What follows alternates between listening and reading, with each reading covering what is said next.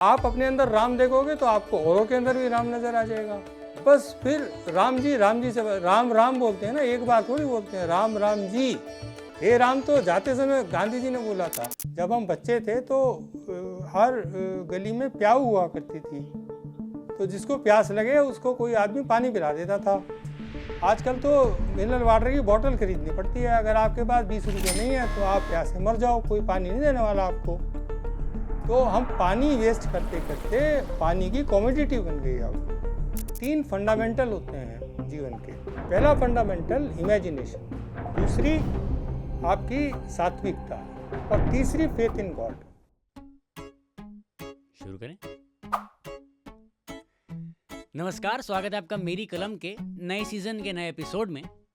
आज हमारे साथ जो ऑथर जुड़ रहे हैं उनका नाम है श्री अरुण तिवारी, जो एक वैज्ञानिक हैं, बहुत बड़े साइंटिस्ट। और डॉक्टर एपीजे अब्दुल कलाम, भारत के पूर्व राष्ट्रपति, उनके साथ उन्होंने काम किया है। डीआरडीओ से जुड़े हैं। उन्होंने भारत की पहली टाइटेनियम एयर बॉटल बनाई थी जो मिसाइल्स में यूज़ हुई। इसके अलावा बहुत सारी इन्वेंशंस उनके नाम हैं। बट अध्यात्म में उनकी रुचि बहुत ज़्यादा है और उन्होंने एक पुस्तक लिखी है रामचरितमानस पे, गोस्वामी तुलसीदास जी के रामचरितमानस पे। अब विश्व का माहौल राममय है क्योंकि राम जी का मंदिर बन रहा है, तो हमने सोचा रामचरितमानस पे ज़रा मॉडर्न इंटरप्रिटेशन क्या है जो अरुण तिवारी जी का मानना है, हम थोड़ी बातचीत करते हैं। एक वैज्ञानिक का दृष्टिकोण अध्यात्म को लेकर कैसा है, आज कुछ इसी विषय पे हम बात करेंगे अरुण तिवारी जी के साथ। चलिए शुरू करते हैं एपिसोड।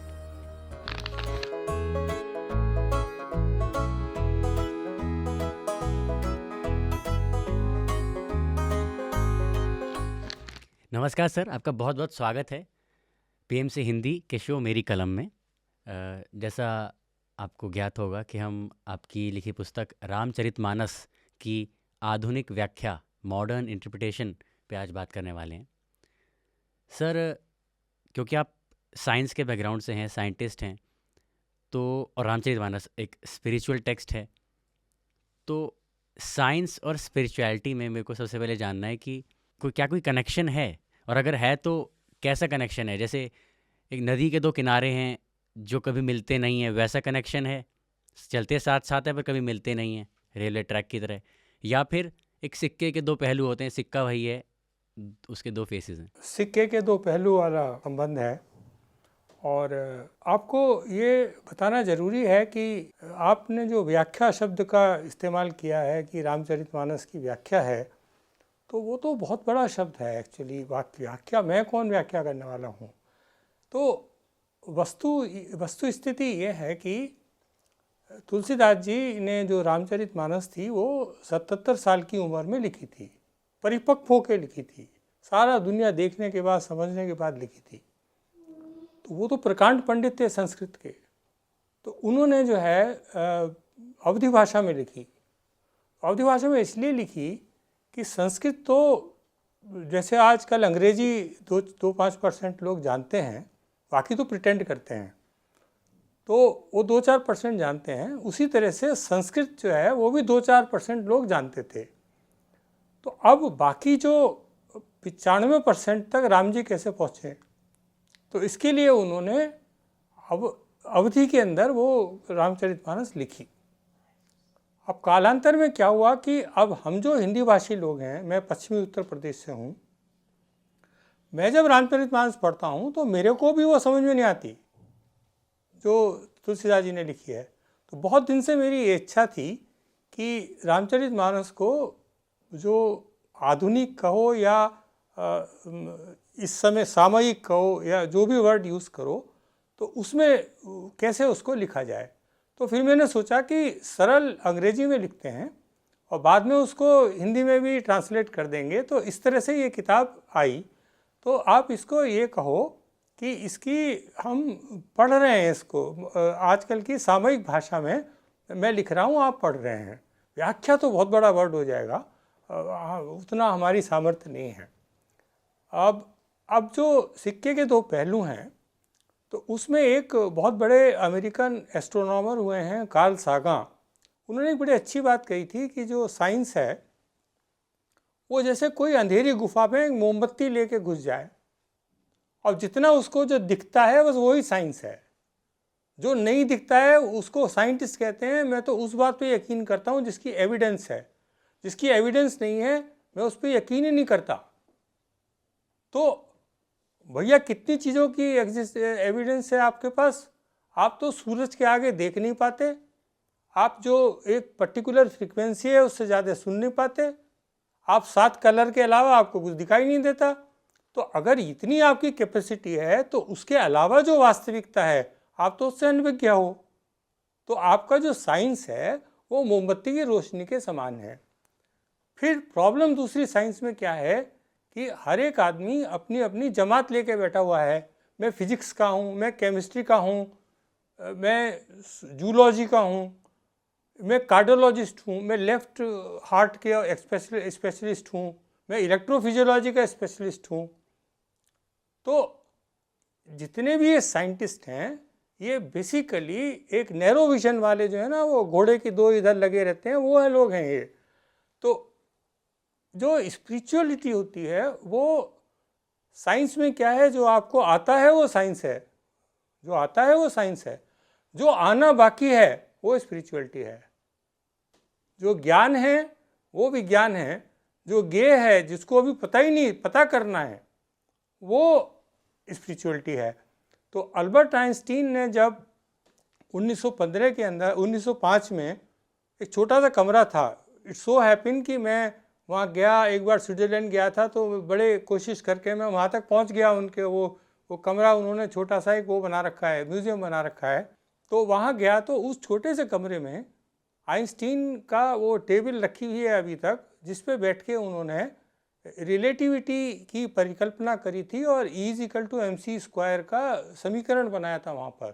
वो कोई लैब नहीं थी, वो चिंतन था, वो सोच थी, वो आध्यात्म था, वो कंटेम्पलेशन था, जिसे बाद में साइंस कहने लगे लोग। तो ये जो साइंस और आध्यात्म है ये बड़ी भ्रामक चीज़ें हैं। एक ही सिक्का है, शेर बकरी सिक्का एक ही है, तो उससे ज़्यादा इसके अंदर कोई भेद करने की ज़रूरत नहीं है।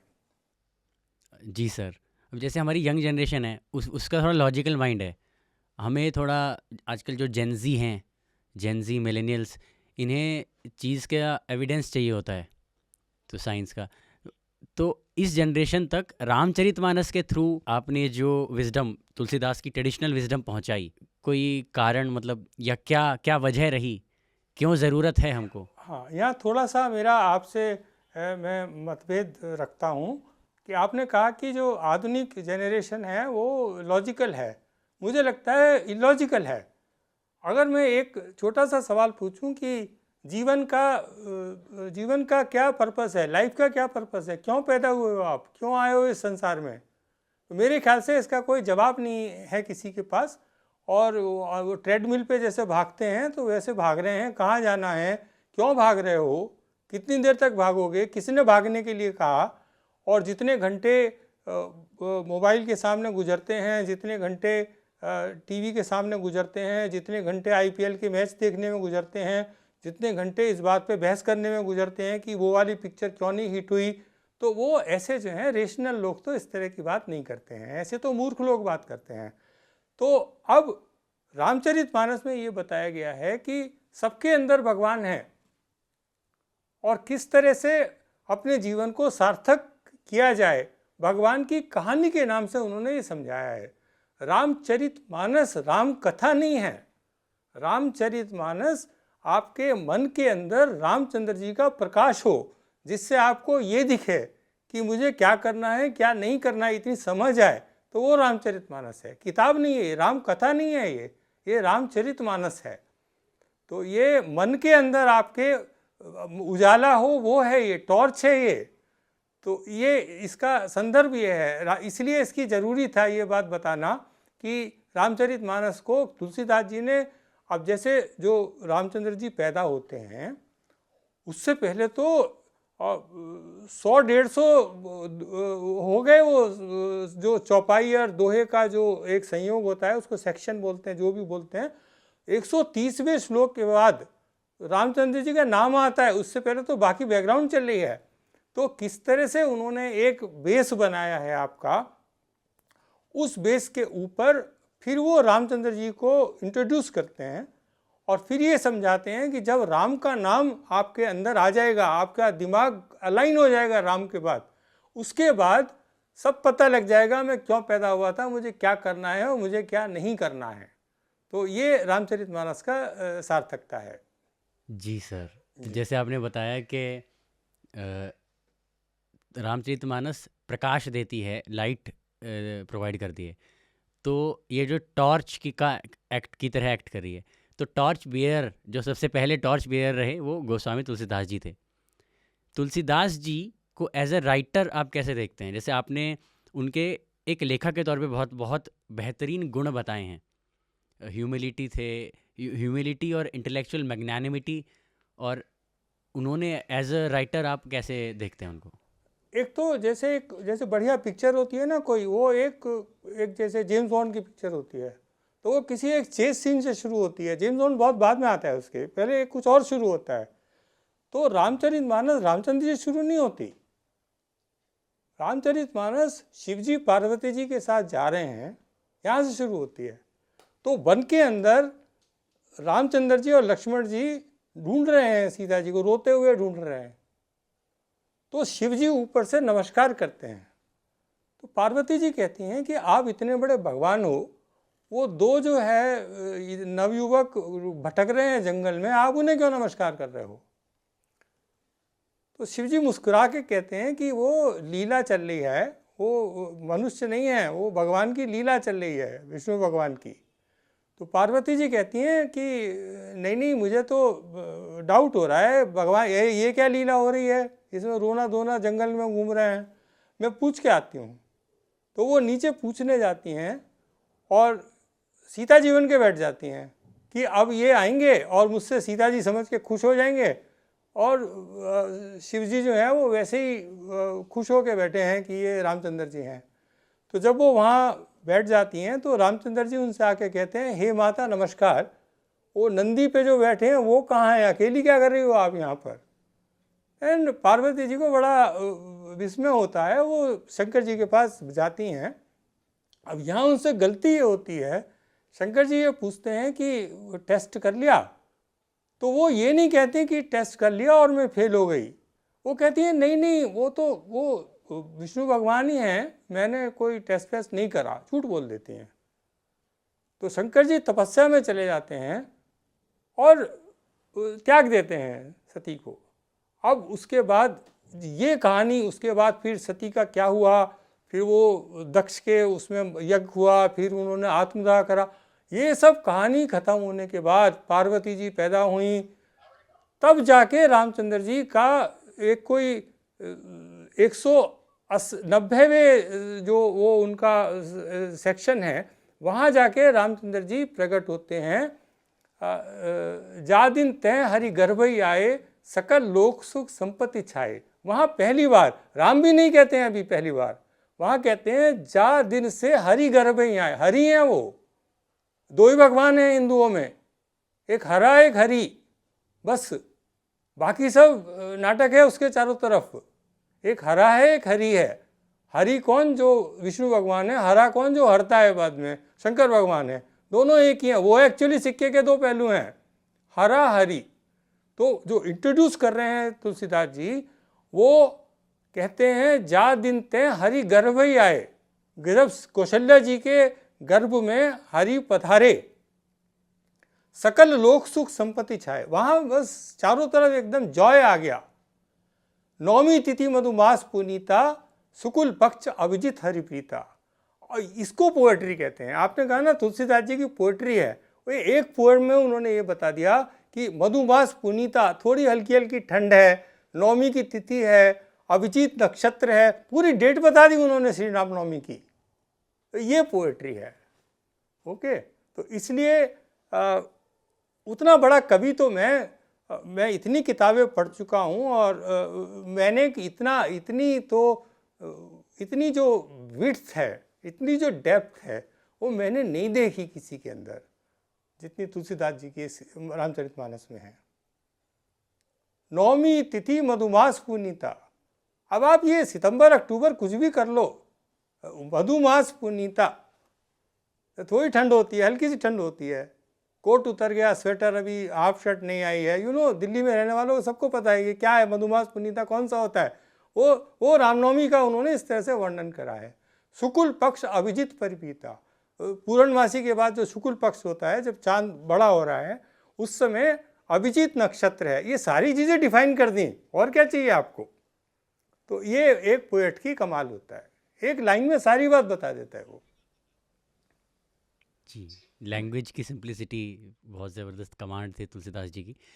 तो उन्होंने एक कह सकते हैं फेदर उनका कि तुलसीदास जी ने एक पॉन्ड या लेक का रेफरेंस देते हुए बताया कि कैसे 4 डिफरेंट पॉइंट ऑफ व्यू से एक रामचरितमानस का जिक्र किया है कि 4 अलग अलग व्यू पॉइंट से वही कथा सुनाई जा रही है। नहीं, तो उसमें वो आप स्टोरी बताएं। 4 व्यू पॉइंट नहीं है।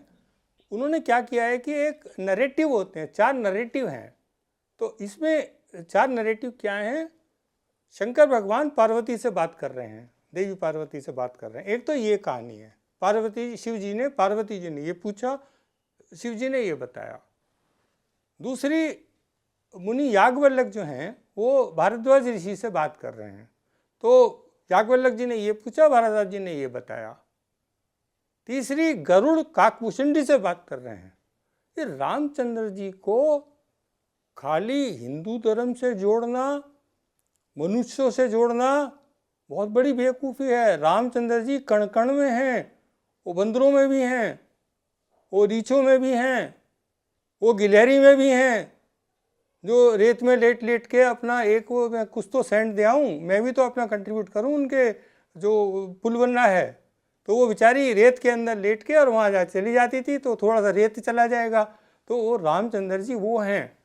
तो इसमें क्या हो रहा है कि एक गरुड़ भी हैं, एक काकभूषणी भी हैं, भगवान भी हैं, शिव जी भी हैं, पार्वती जी भी हैं, मुनि भी हैं, भारद्वाज भी हैं, और याज्ञवल्क्य भी हैं, और तुलसीदास जी खुद हैं। तो ये 4 जो नैरेटिव हैं, इस नैरेटिव में उन्होंने रामचरितमानस लिखी है। तो इन चारों का कम्बिनेशन है। और एक बहुत ही, जैसे एक रिवर्स स्वीप मारते हैं ना क्रिकेट के अंदर कभी कभी, तो कब वो शिवजी पे शिफ्ट हो जाते हैं, कब वो याज्ञवल्क्य पे शिफ्ट हो जाते हैं, कहाँ से गरुड़ आ जाते हैं। ये तो इतनी ब्रिलियंस है कि इसको तो पढ़ने वाला ही इसका मजा ले सकता है कि इतनी ब्रिलियंस, इतनी स्विफ्टनेस, इतनी जिसको नजाकत कहते हैं, उसके साथ जो वो टर्न करते हैं। कुछ शिवजी की कहानी चल रही है, सडनली एक गरुड़ आ जाएंगे उसके अंदर। ये 4 जो नैरेटिव है, इसको रामचरितमानस कहते हैं। ये उसके 4 उन्होंने वो बताए हैं, 4 किनारे। जी जी। तो जैसे तुलसीदास जी ने ये 4 नैरेटिव के थ्रू बताया, तुलसीदास जी का लिखा हुआ अपने आप में इतना कह सकते हैं इतना रिच तरीके से उन्होंने ये टेक्स्ट प्रिपेयर किया कि वो इतनी महानता है कि एक कवि ने अपना काव्य लिखा, और क्योंकि उसमें रामचंद्र जी का निवास कह सकते हैं उस टेक्स्ट में, इस भाव से लिखा कि वो कवि महाकवि हो गए और वो काव्य महाकाव्य हो गया। आज भी उस को लोग आज तक 500, 550, 600 साल बाद तक पढ़ते हैं। पर आपने अपनी बुक में और बहुत सारे न्यू एज मॉडर्न कवियों की पोइट्री के एक्सेप्ट्स मेंशन किए हैं। इसके पीछे का रीज़न, हर दूसरे तीसरे पन्ने पे एमिली डिकिंसन से लेके विलियम यीट्स, विलियम शेक्सपियर, बहुत सारे लोगों का आपने जिक्र किया है। तो मेरा, जैसा मैंने बताया कि रामचंद्र जी को हिंदुओं से जोड़ना या तुलसीदास जी को रामचंद्र जी से जोड़ना, ये परमात्मा एक है। ये सारी जो मानव जाति है, ये सब एक ही हैं। पहली बात तो ये है। दूसरी, जो परमात्मा की कृपा होती है, वो कृपा सब पे होती है। मुसलमानों को परमात्मा, हिंदुओं को परमात्मा, क्रिश्चियनों को परमात्मा अलग अलग नहीं है।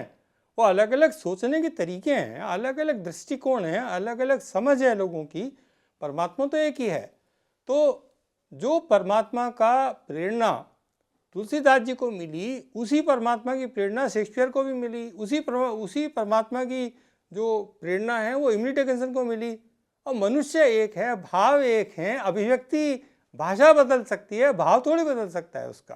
तो मैंने ये सिद्ध करने की कोशिश करी है कि तुलसीदास जी ने इस जगह ये कहा है, लेकिन इमली डिकिंसन ने अपनी एक और कविता में इसी भाव को इस तरह से कहा है। देखो दोनों बिल्कुल एक से ही हैं।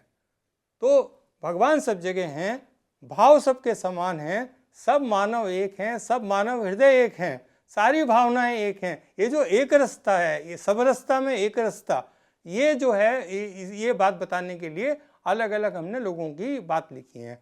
जैसे जब भरत जी केक पे नाराज हो रहे हैं, vanity Dai name is women, Shakespeare लिखता है, वहाँ भी लड़ाई चल रही है, वो भी परेशान है अपनी माँ से, ये भी परेशान है, वो कैसे कहते हैं, वो कैसे कहते हैं। जैसे फिलोसफिकल मीनिंग है, जो मीनिंग तुलसीदास जी अपने किसी दोहे में देना चाह रहे हैं, सेम मीनिंग किसी अलग टाइम पीरियड में जन्मे किसी और कवि ने, किसी और रीजन में जन्मे हैं, वो सेम मीनिंग वो अपनी किसी पोइट्री के एक एक्सेप्ट में 2 लाइनों में कहना चाह रहे हैं।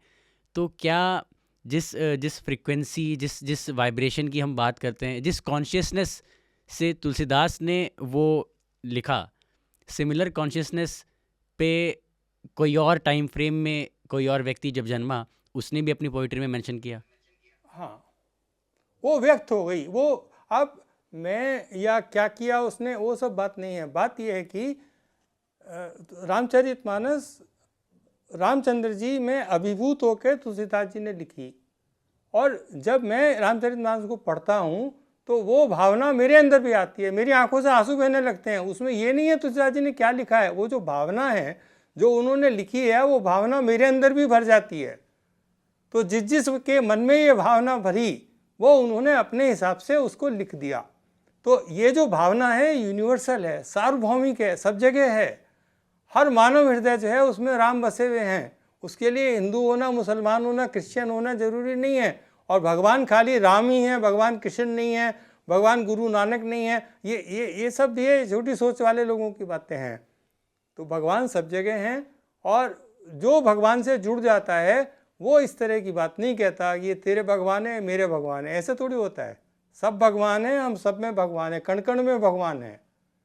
तो ये है बात। जी सर, जैसे कबीरदास भी कहते हैं ना कि ऐसे घटी घटी राम हैं हमारी, हम बस दृष्टि होनी चाहिए हमारी देखने की। हाँ, कस्तूरी कुंडल बसे मृगधर माही। अब राम अंदर बैठे हैं, बाहर घूम रहे हैं उनको। जी, ये बात है। तो इससे अब जैसे राम की हम महानता देख सकते हैं, पर रावण भी मटेरियल वर्ल्ड में बहुत पावरफुल था, बहुत शक्तिशाली था। अगर मेडिटेशन की बात करें, Ram was a meditator, simultaneously Ravan भी मेडिटेशन करते थे, और मटेरियल वर्ल्ड में, इस भौतिक संसार में ज़्यादा ही पावरफुल थे। अगर देखा जाए 10 सिर हैं अगर, तो 20 आँखें या 20 हाथ, और सैन्य बल, वेपन्स के मामले में रावण ज़्यादा शक्तिशाली। राम के पास तो सेना नहीं थी ना, जो अयोध्या की सेना, तो उन्होंने तो अपने आसपास के रिसोर्सेज से बनाई थी। तो फिर भी रावण हारा क्यों? या इसी प्रश्न को अलग तरीके से कहूँ तो, राम जो कि जीते, ऐसा क्या था राम में जो रावण के पास नहीं था? रावण जो था वो बेसिकली अहंकार है। मैं तो शंकर भगवान का भक्त था, लेकिन बोला मैं शंकर भगवान आपको उठा के लंका ले जाऊंगा। अरे भैया ये क्यों बात हुई? शंकर भगवान मैं आपको उठा के लंका ले जाऊंगा, मतलब उसका इतना अहंकार है कि आप मेरे टीचर हो, मैं आपका इतना ब्रिलियंट स्टूडेंट हूँ कि मैं आपको उठा के लंका ले जाऊंगा। तो वो पूरी कहानी है किस तरह से फिर वो शिव जी ने अपने आप को छुड़ाया, बैद्यनाथ में बैठे हैं, वो सब है। तो उसका, रावण का मतलब अहंकार से है। तो जो अहंकार होता है तो उसके 10 सिर होते हैं। आप एक जगह अगर आपसे गलती हो गई तो आप गलती मानोगे थोड़ी ना, आप उसको जस्टिफिकेशन दोगे। नहीं वो पेपर ठीक नहीं सेट करा था इसलिए लिख नहीं पाया मैं आज, तो दूसरा सिर हो गया तुरंत आपका। आपकी गलती नहीं है, टीचर की गलती है जिसने पेपर ठीक नहीं लिखा, और उसने पढ़ाया ही ठीक नहीं था। और मेरे पिताजी ने मेरा एडमिशन ही गलत स्कूल में करवाया था। एक्चुअली मैं कंट्री में ही गलत में पैदा हो गया। मैं अगर अमेरिका में पैदा होता तो अलग मेरी लाइफ होती। तो ये जो 10 सिर वाले लोग हैं ये रावण हैं सारे। रावण के अवतार हैं, रामचंद्र जी के अवतार मुझे पता नहीं कौन है, रावण के अवतार मैं हर जगह देख सकता हूँ। और हाथ की सफाई है, इस हाथ से कुछ करते हैं, उस हाथ से कुछ करते हैं, तो 20 हाथ हैं उनके, 20 सिर हैं। मल्टीप्लिसिटी जो है उसका नाम रावण है, मल्टीप्लिसिटी का नाम रावण है। और जो यूनिक जो कहते हैं वो करते हैं, वो ही सोचते हैं, वो राम है। तो सरल भाषा में इसका ये है कि जो कह दिया वही करूँगा और वही कहूँगा जो मैं सोच रहा हूँ, उसमें कोई भिन्नता नहीं है, वो तो राम है। और जो कहते हैं वो नहीं करते कभी भी, और उन्हें यही नहीं पता वो असली आदमी कौन है। आज मुस्कुरा रहा है, कल मेरे पीछे जो है मेरी कॉन्स्पिरेसी कर रहा है, परसों दूसरों के सामने ये कह रहा है अरुण तिवारी कितना बेवकूफ़ आदमी है। तो अगर ये रावण है सारे के सारे, तो सारा जो विश्व है रावणों से भरा हुआ है, और रामचंद्र जी को हम ढूंढते फिर रहे हैं। तो तुलसीदास जी ये कहते हैं कि रामचंद्र जी तुम्हारे अंदर बैठे हैं, शांत हो तो पढ़ो। तो जैसे ही आप रामचंद्र जी को पकड़ लोगे अंदर, फिर रावण से डर लगना बंद हो जाएगा आपको। ये रामचरितमानस का सार है। तो सिंबलिज्म से मेरा मतलब था कि हम हिस्टोरिकल डिबेट्स में ना जाएं, वो ऐसा सच में हुआ नहीं हुआ ये सब विवाद नहीं, हम वर्तमान में अपने आचरण में कैसे शिक्षा ले सकते हैं इनको कहानियों से, कथाओं से।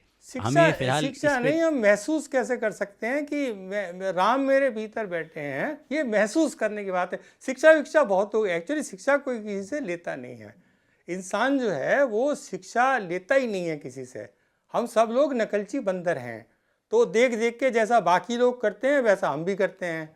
तो पहले ज़माने में अच्छे लोग हुआ करते थे तो लोग उनकी कॉपी किया करते थे। आजकल सब माइकल जैक्सन और इन सब की, ये नहीं कि माइकल जैक्सन बुरे हैं, तो उनकी कॉपी करते हैं, डेंजल वाशिंगटन की तरह चलते हैं, अल पचिनो की तरह डायलॉग बोलते हैं। तो सब लोग के जो रोल मॉडल हैं जिनकी वो कॉपी करते हैं, वो सारा कुछ गड़बड़ हो गया है पूरा।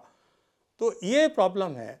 तो अगर साधु समाज में हों, अच्छे लोग समाज में हों, अभी वो 12वीं फेल पिक्चर आई है, उसमें वो कलाम साहब को याद करता है, विंग्स ऑफ फायर किताब का, तो उसका देखो बाद में क्या होता है। तो एक दूसरा बच्चा है वो शैम्पेन पीता है ब्रेकफास्ट में सुबह के समय, तो आप क्या फॉलो कर रहे हैं। तो इसका सबसे बड़ी सार ये है कि राम मंदिर बने, रामचंद्र जी का नाम हो, राम राम जी के बाद कैसे झूठ बोलोगे यार, कुछ तो शर्म आएगी। तो ये जो हमारी कल्चर में राम राम बोलना है और जाते समय ये कहना है राम राम सत्य है, क्योंकि यही सत्य है भैया, इसके अलावा और कुछ नहीं है। सबके नाटक वहीं ख़त्म हो जाते हैं। जी, जैसे सर आपने अभी रोल मॉडल का जिक्र किया, तो रोल मॉडल, हमें अपने रोल मॉडल्स को एक बार रीविज़िट करना चाहिए, रीथिंक करना चाहिए कि किन्हें रोल मॉडल बनाएं। आजकल हमारी जनरेशन, हम देख रहे हैं हनुमान बहुत इंटरेस्टिंग लगते हैं, बहुत अमेज़ करते हैं हनुमान सबको।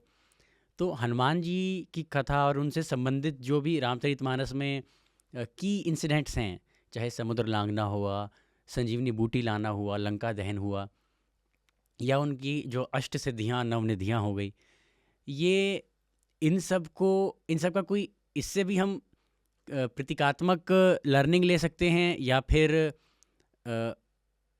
इनके कैरेक्टर को आप कैसे देखते हैं?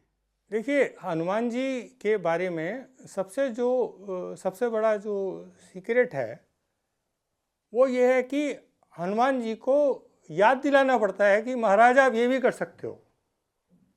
उन्हें नहीं पता वो समुद्र लांघ सकते हैं। चामुंड ने बताया आप समुद्र लांघ सकते हो,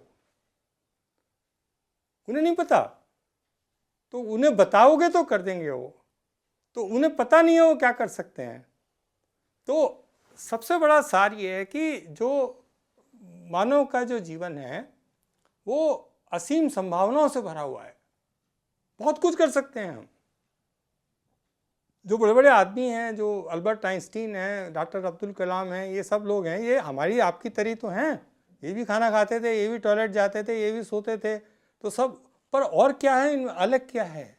अलग ये है कि उन्होंने उनके अंदर जो क्षमताएं भरी हुई थी, किसी ने उन्हें बताया कि आप उड़ सकते हो तो उड़ गए, किसी ने बताया आप ये कर सकते हो तो उन्होंने कर दिया। तो ये जो विश्वास है अपने अंदर, और अपने अंदर कि मैं ये कर सकता हूँ, अगर कोई बताता है तो उस पर आगे बढ़ जाते हैं, जो वो हनुमान है।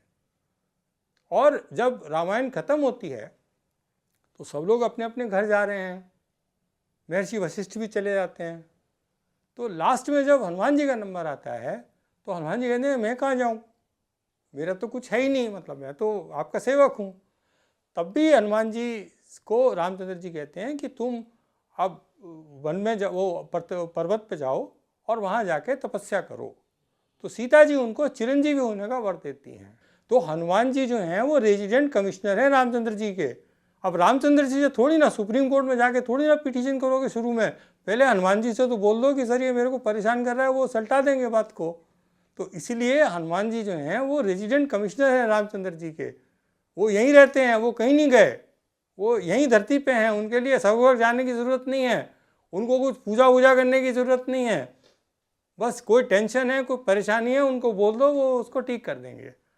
दूसरी बात, अपनी सामर्थ्य में हनुमान जी का अनुशासन, हनुमान जी की भक्ति, रोल मॉडल हैं वो। आप हनुमान जी को रोल मॉडल क्यों नहीं बनाते हो?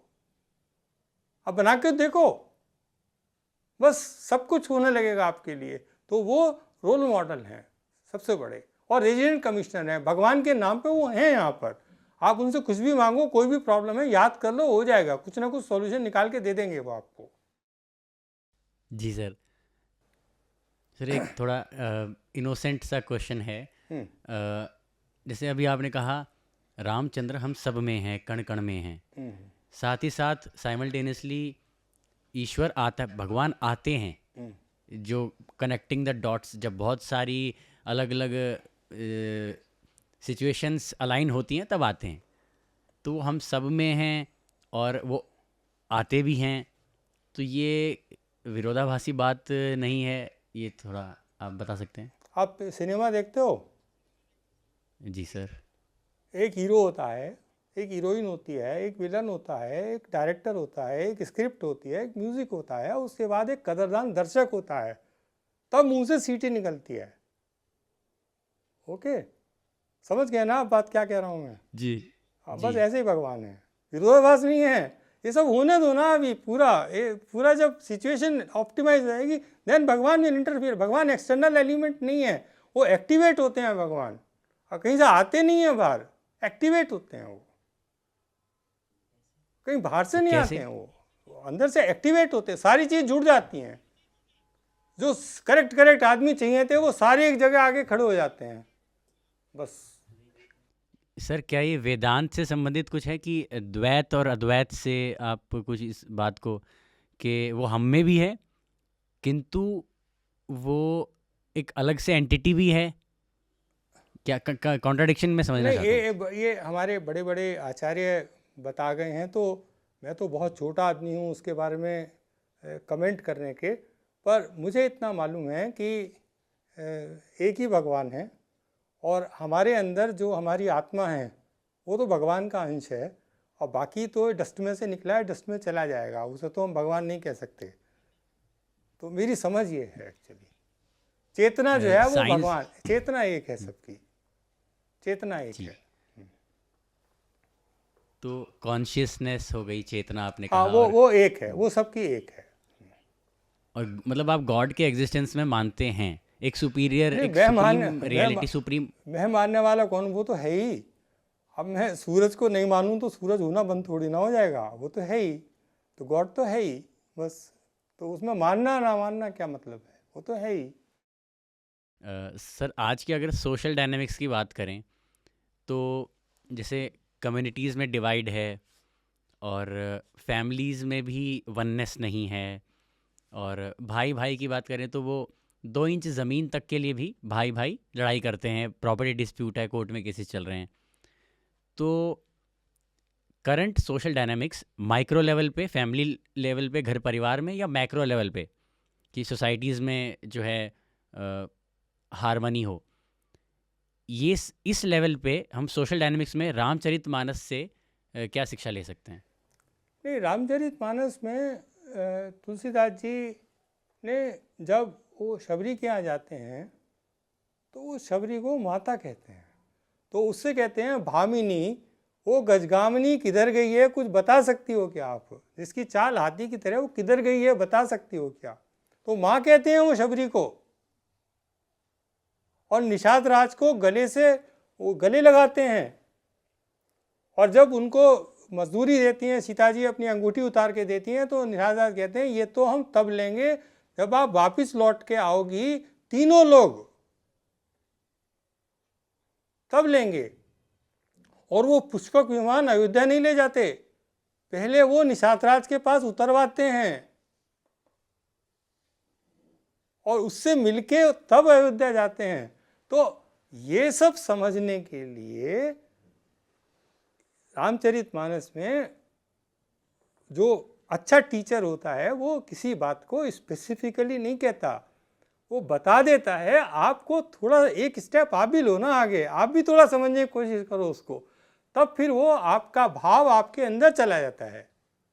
तो इस तरह से ये सब बातें अच्छी तरह से बताई गई हैं कि शबरी को उन्होंने माँ कहा है, गुहा निषाद को गले लगाया है, मजदूरी की बात हुई है, वो नहीं लेता है, वो कहता है जब वापिस आओगे तब लूँगा मैं। बहुत सारे ऐसे वृत्तांत हैं छोटे छोटे।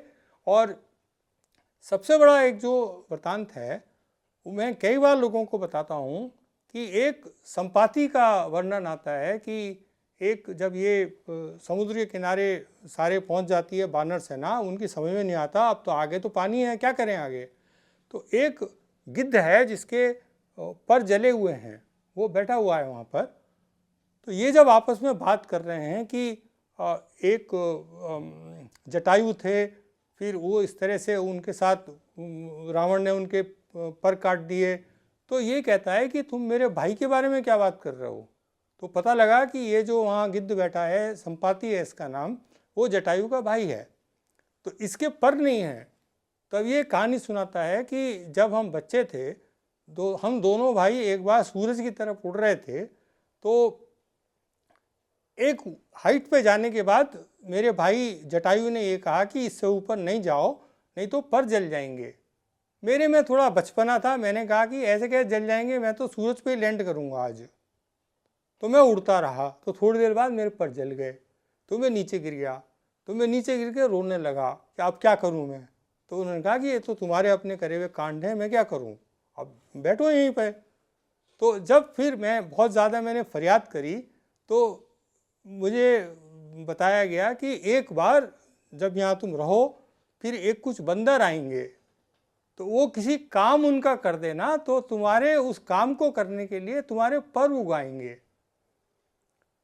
तो आज तुम लोग आ गए हो, तो उसके पर उगाते हैं, फिर वो ऊपर उठता है और वो बताता है कि इस समुद्र के दूसरी तरफ लंका है, उसके अंदर एक अशोक वाटिका है, उसके अंदर सीता जी बैठी हुई हैं। और ये कहने के बाद उसकी कहानी खत्म हो जाती है, उसका मुक्ति हो जाती है।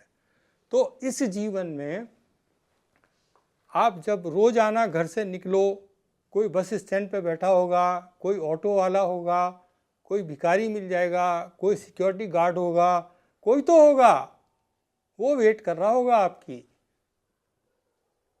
ओके, उसका काम कर देना, उसके पास आपकी उसका सॉल्यूशन होगा।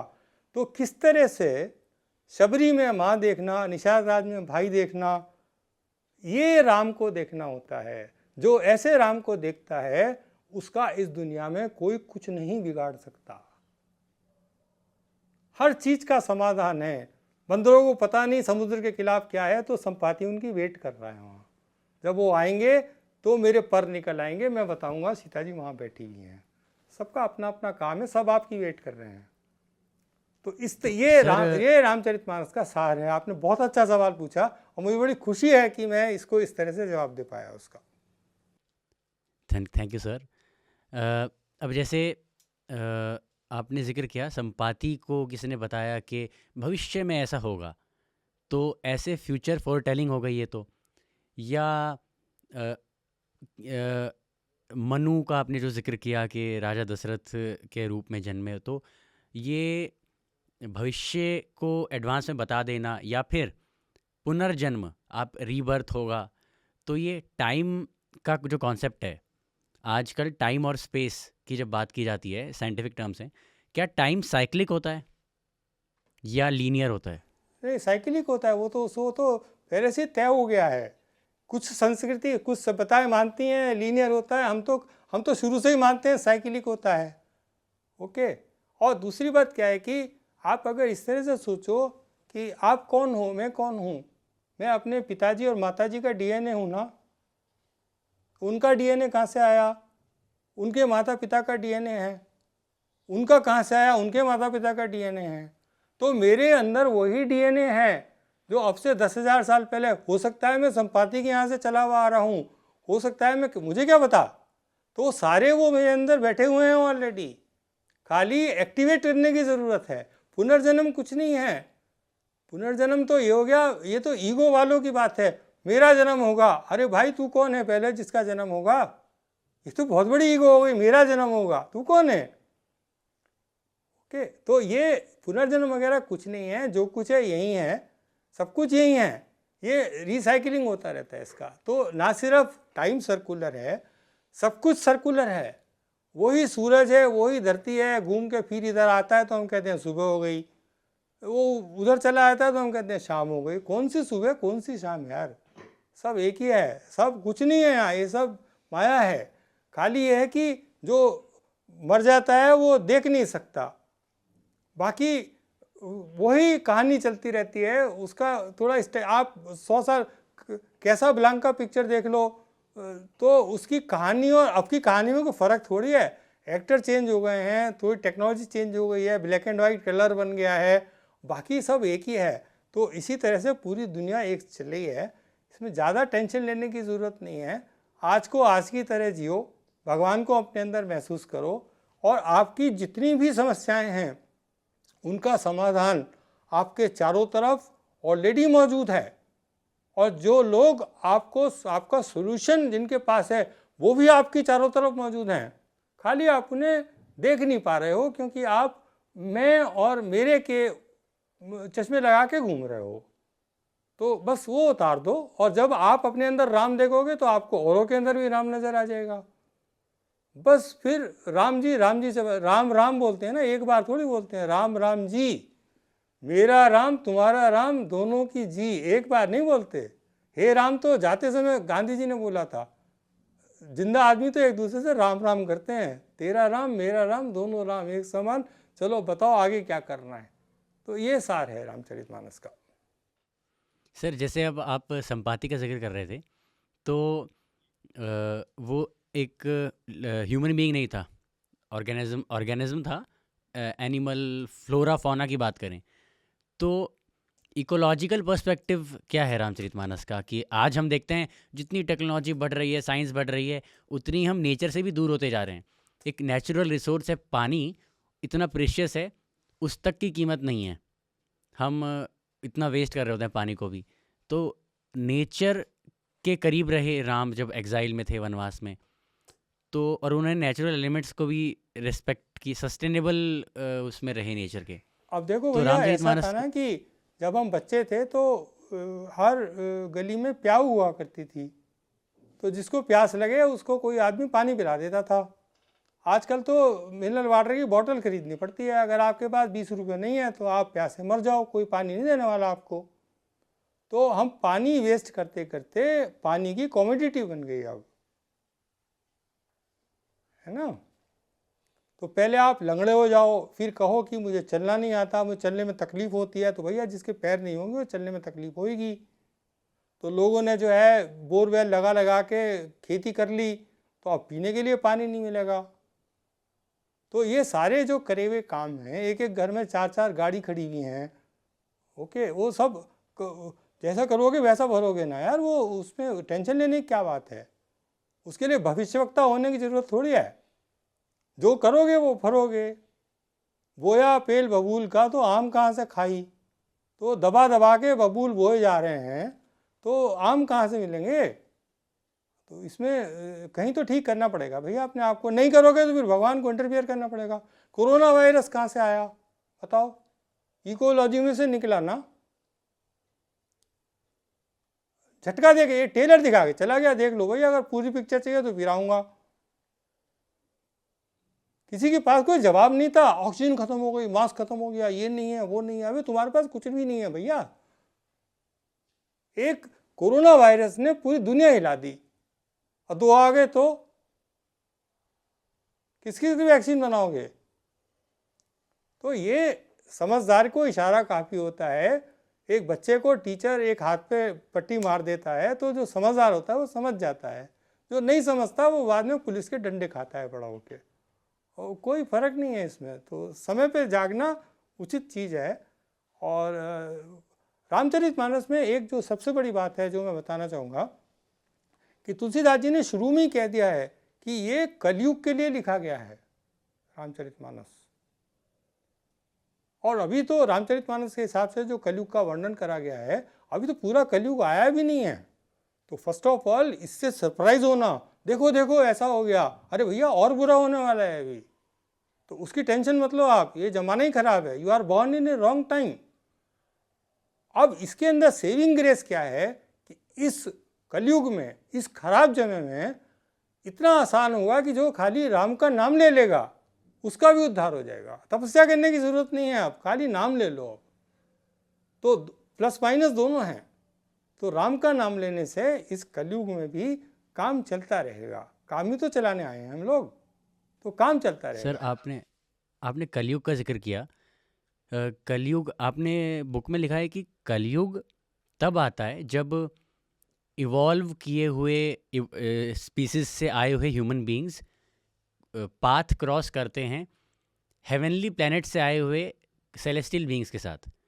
तो क्या आप celestial being a scientist from a science background, क्या एक वैज्ञानिक होने के नाते आप सेलेस्टियल बीइंग्स के एग्जिस्टेंस में मानते हैं? मैंने शुरू में ही बताया था कि जो मेरी डेफिनेशन है साइंस की, तो उसमें even 1% of the reality science does not know. So simply because I do not know something, telling that something does not exist is the foolishness of the highest order. Ishavasya Upanishad के अंदर 15वें या 16वें श्लोक में लिखा गया है, मैं श्लोक तो नहीं बता पाऊंगा इस समय। तो जो लोग अंधकार में जीते हैं उनका जीवन व्यर्थ है, पर उनसे भी व्यर्थ उनका जीवन है जो खाली ज्ञान के प्रकाश में जीते हैं। अज्ञान तो एक अपने आप में प्रॉब्लम है, और खाली ज्ञान जो है वो उससे भी बड़ी प्रॉब्लम है। तो ये जो ज्ञान है ये सबसे बड़ी प्रॉब्लम है। ये जो ज्ञान बैठते हैं टीवी पे शाम को, रोज ज्ञानी आएंगे 10, वो बताएंगे देश में क्या हो रहा है। तो ये जो ज्ञान है ये सबसे बड़ी प्रॉब्लम है। जो किसान खेत में हल चला रहा है वो उसकी थोड़ी 100 किलो नहीं होगी, 90 किलो हो जाएगी, टेंशन नहीं है। लेकिन जो ज्ञानी है, जो इकोनॉमिक्स डिसाइड करेगा, जो बताएगा मिनिमम प्राइस कितना होना चाहिए, उसकी एक गलती से 100 किसान लोग सुसाइड करनी पड़ेगी उनको। तो ये जो ज्ञानी हैं ये कलयुग की बहुत बड़ी पहचान है। ये जो ज्ञानियों के मारे हुए हैं, मानव जाति ज्ञानियों की मारी हुई है, और वो ज्ञान झूठा ज्ञान है। उसके लिए राम होना जरूरी है। तो राम अंदर होगा, प्रकाश अंदर होगा, तो सही डिसीजन लिए जाएंगे। वही सबसे बड़ा ज्ञान है। ये जो बनाए हुए ज्ञान है ये सब, एक इकोनॉमिस्ट कुछ कहता है, दूसरा इकोनॉमिस्ट कुछ कहता है, एक डॉक्टर कुछ कहता है, दूसरा डॉक्टर कुछ कहता है, तो ये सब ये चल रहा है। एक वकील कुछ कहता है, दूसरा वकील कुछ कहता है। तो ये सब कैकाफोनी है, इंग्लिश में वर्ड यूज़ करते हैं, शोर मच रहा है ये। तो ये सब नहीं है। आप हर एक आदमी के अंदर राम बैठे हुए हैं, भगवान बैठे हुए हैं। थोड़ा शांत होने की ज़रूरत है। एक 15-20 मिनट आँख बंद करके बैठ जाओ, सब कुछ, सारे जवाब आ जाएंगे अपने अंदर से, सब आ जाएंगे। और उसकी लीला अपरंपार है। आपको जो चाहिए वो सॉल्यूशन भी आपके चारों तरफ मौजूद है। आप आँख बंद कर, आप भाग रहे हो उससे, उसके पीछे मुड़ जाओ, सब चीज़ आपके पास मौजूद है। भगवान यही है, कहीं नहीं गए वो, देख रहे हैं खाली जी, लीला रचे, देख रहे हैं, ऐसे करके देख रहे हैं, अच्छा देखो क्या करता है अभी ये, ऐसे देख रहे हैं। सर जैसे सर आपने परमहंस योगानंद जी की अवतार की डेफिनेशन मेंशन की है कि अवतार जो है वो एक स्पेशली डिफाइन किया है, अवतार क्या होता है कैसे। तो एक बार आप उसको बता सकते? नहीं, मैंने एक उसका एग्जाम्पल दिया था ना, अवतार भी एक प्रोसेस है। उसको आदमी से जोड़ के, किसी व्यक्ति विशेष से जोड़ के देखना ठीक नहीं है।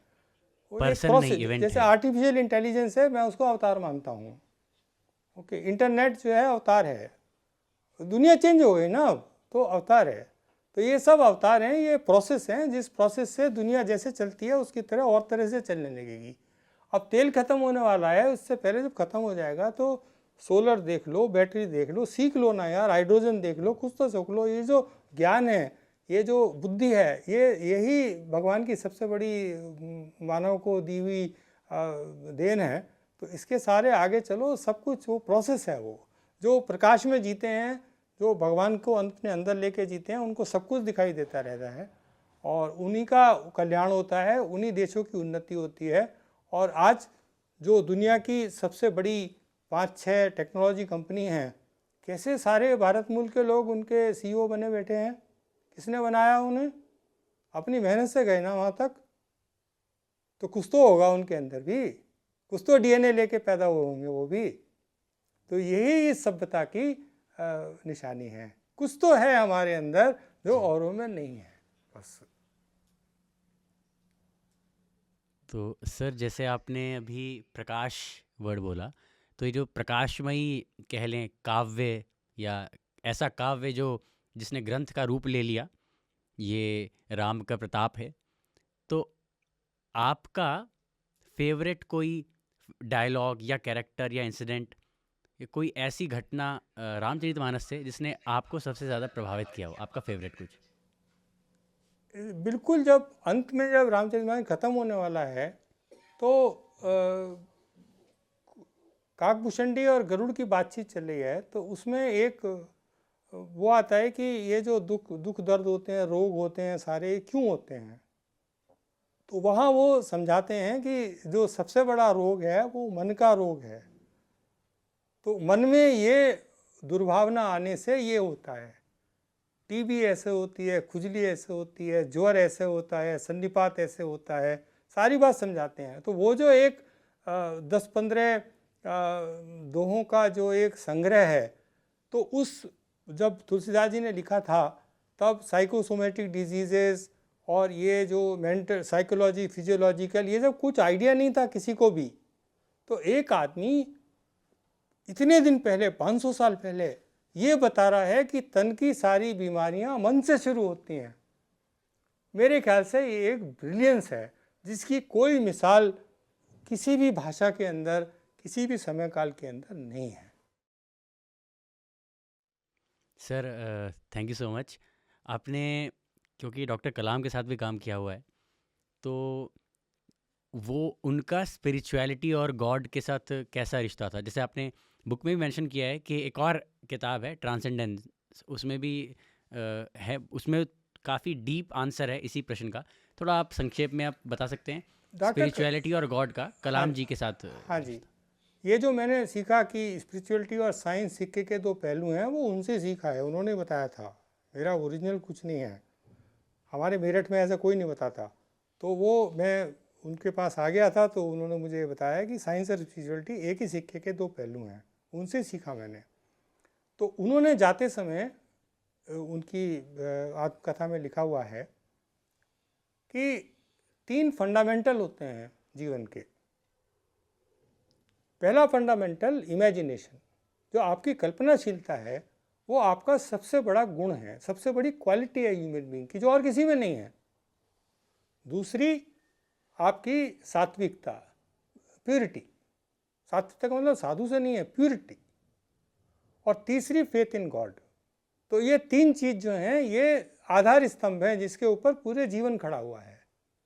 एक इमेजिनेशन, कल्पनाशीलता, दूसरी सात्विकता अर्थात प्योरिटी, और तीसरी भगवान में विश्वास। तो इन 3 चीज़ का जो पालन करते हैं, उससे 3 डेरिवेटिव बनते हैं। मैथमेटिक्स में dx by x का फंक्शन होता है, dx by dy होता है। तो ds by dt वेलोसिटी बन जाती है, dv by dt एक्सेलरेशन बन जाता है।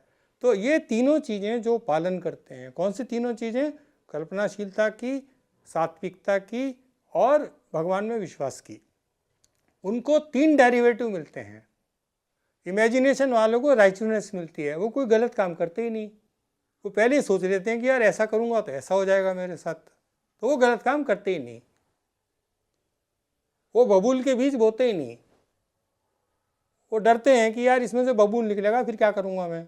गलत काम नहीं करते वो कभी, क्योंकि उनके अंदर कल्पनाशीलता होती है कि मैं ऐसा करूँगा तो मेरे साथ ऐसा हो जाएगा, मैं नहीं पढ़ूंगा तो फेल हो जाऊँगा, मैं बेईमानी करूँगा तो मैं अरेस्ट हो जाऊँगा किसी ना किसी दिन जाके। मैं रॉन्ग साइड में चलूँगा तो एक्सीडेंट हो जाएगा मेरा। इतनी तो कल्पनाशीलता होती है उनको। जो लोग प्योर होते हैं वो जो कहते हैं, जो सोचते हैं, वो ही करते हैं, वो झूठ नहीं बोलते किसी से। तो अब मैं आपकी मदद करूँगा तो इसका मतलब है मदद हो जाएगी। ये नहीं कि मैं मदद करूँगा, बाद में जो समय आया तो मदद नहीं करी। तो उनमें इंटीग्रिटी होती है। तो प्यूरिटी का जो डेरिवेटिव है वो इंटीग्रिटी है। और जो गॉड में फेथ करते हैं उनके अंदर करेज होता है। अरे भगवान देख लेंगे यार, करने दो मुझे। तो ये जो भगवान देख लेंगे, ये करेज है एक्चुअली। तो अच्छे जो इंसान है, पूरे जीवन का सार ये है, कल्पनाशीलता, सात्विकता, भगवान में विश्वास, ये करो। जब ये करोगे तो राइचुअसनेस, इंटीग्रिटी, करेज अपने आप आ जाएंगे। जैसे दूध में से दही जम जाती है, वो अपने आप आ जाएंगे। बस ये सार कलाम साहब ने बताया था। ट्रांसेंडेंस हमने किताब का नाम इसलिए रखा कि कलाम साहब एक मुसलमान थे, दीनी मुसलमान थे, नमाज़ पढ़ते थे, रोज़े रखते थे, ऐसे कोई ऐसे मुसलमान नहीं थे, दीनी मुसलमान थे। और प्रमुख स्वामी जी महाराज साधु थे। ओके, तो दोनों के बीच में स्नेह था। कैसा स्नेह था? तो उन्होंने बाउंड्रियाँ क्रॉस करी, उन्होंने रिलीजन की बाउंड्री क्रॉस करी। तो ट्रांसेंडेंस मतलब जो बाउंड्री है, बियॉन्ड बाउंड्रीज। तो ये लोग बियॉन्ड बाउंड्री थे, beyond the boundary of their religion, beyond the boundary of their subject. So much so कि कलाम साहब को गुजराती नहीं आती थी और प्रमुख स्वामी जी को अंग्रेजी नहीं आती थी। तो कुछ तो कैसे तो कम्युनिकेशन होता था ना उनके बीच में। तो इसलिए हमने उनकी किताब का नाम ट्रांसेंडेंस रखा। तो जितनी ट्रांसेंडेंस आप जीवन में फील करोगे, बिना भाषा के बोलना सीखोगे, बिना कहे सुनना सीखोगे, उतना ही लाइफ में मज़ा आना शुरू हो जाएगा। जी, thank you so much sir. कहते हैं हरि अनंत, हरि कथा अनंता। तो क्योंकि अभी थोड़ा समय का अभाव है, इसलिए अभी हमें इस संवाद को, इस बातचीत को यहीं विराम देना पड़ेगा।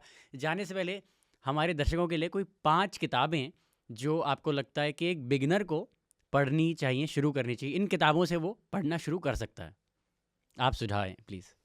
तो एक तो सब बच्चों को जो विष्णु शर्मा की पंचतंत्र है वो कंपलसरी रीडिंग होनी चाहिए। कि भाई ये जब तक पंचतंत्र आप नहीं पढ़ोगे तब तक आपको 10th का सर्टिफिकेट नहीं मिलेगा। दूसरी, जो हिंदी माध्यम के लोग हैं वो प्रेमचंद ज़रूर पढ़ें। और थोड़ा सा यहाँ पर मैं पर्सनल प्रमोशन करूँगा, विंग्स ऑफ फायर ज़रूर पढ़ें, जो कलाम साहब की आत्मकथा है।